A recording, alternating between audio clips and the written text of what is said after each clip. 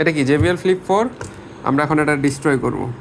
Destroy করব না, customisation customisation করব। আমাদের JBL এর লোগো ভালো লাগে নাই, JBL ও ভালো লাগে নাই, আমরা এটাতে ইউজ করব। আরে ফেলে JBL দেখবো সাউন্ড কেমন। এটা কি আসলে অরিজিনাল JBL? ভিতরে কিছু প্রমাণ আছে JBL লেখা?